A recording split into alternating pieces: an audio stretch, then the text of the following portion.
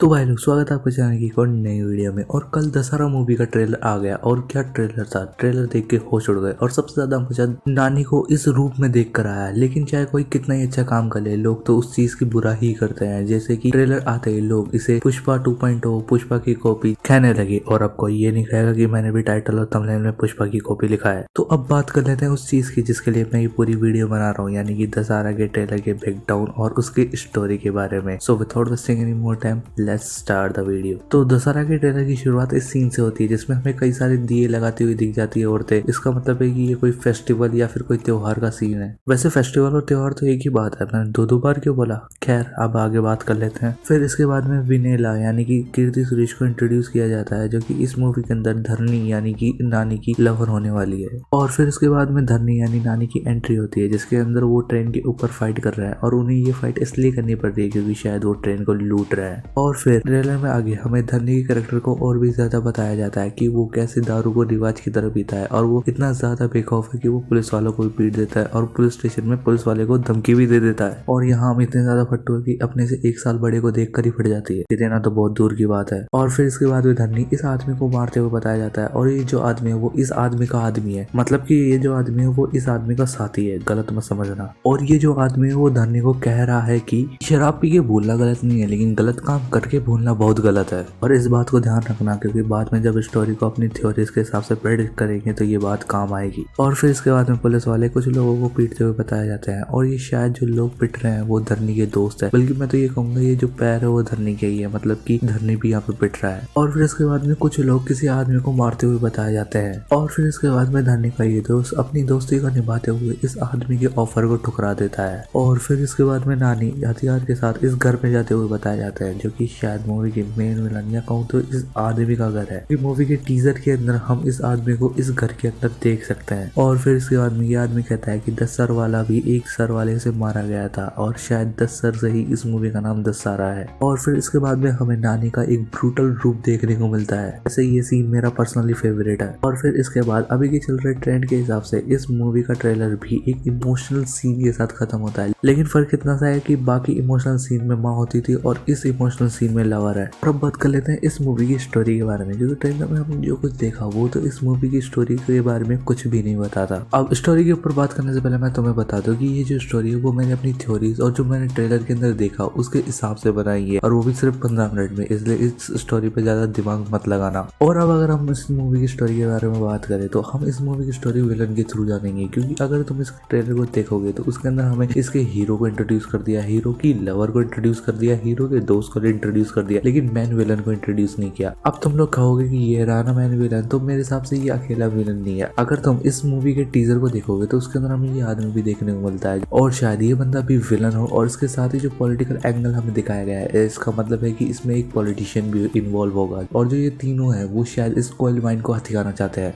क्योंकि इस मूवी के ट्रेलर के अंदर हम पुलिस वालों और लोगों को इस कोयल माइन के अंदर लड़ते हुए भी देख सकते हैं। लेकिन जो धरनी है वो ऐसा होने नहीं देता, जिसके कारण ये विलन और धरनी एक दूसरे के दुश्मन बन जाते हैं, जिसके कारण ये विलन धरनी को अपने रास्ते से हटाना चाहते हैं, जिसके लिए वो शायद धरनी को एक झूठे मर्डर के केस में भी फंसा सकता है। क्योंकि ट्रेलर के अंदर हम इस आदमी को मारते हुए कुछ लोगों को देख सकते हैं और शायद इन विलन्स ने इस आदमी को मरवा दिया होगा और उस आदमी के मारने का नाम धरनी पर लगा दिया होगा। और जो आदमी मरा है वो शायद धरनी का कोई दोस्त हो या कोई रिश्तेदार हो। और जब धरनी को पता चलता है कि इन लोगों ने उसे अपने रास्ते से हटाने के लिए इस आदमी को मार दिया है, तो वो इन सभी लोगों को मारना चाहता है। जो ये सीन है जिसके अंदर धरनी इतनी ब्रूटलिटी के साथ किसी को मार रहा है, वो शायद ये आदमी हो, वो शायद इस मूवी का मेन विलन हो और जिसके ऊपर वो अपनी पूरी भड़ास निकाल रहा है। और अब मैं जानता हूँ कि तुम लोगों को ये स्टोरी बचकानी लग रही होगी, और सच बताऊं तो यार मुझे भी लग रही है, लेकिन यार 15 मिनट में बनाई इससे अच्छी और क्या ही बनाता मैं। अब इस वीडियो को और ज्यादा लंबा ना करते हुए वीडियो को यही समाप्त करता है। तो मिलता है नेक्स्ट वीडियो में, तब तक के लिए जय हिंद।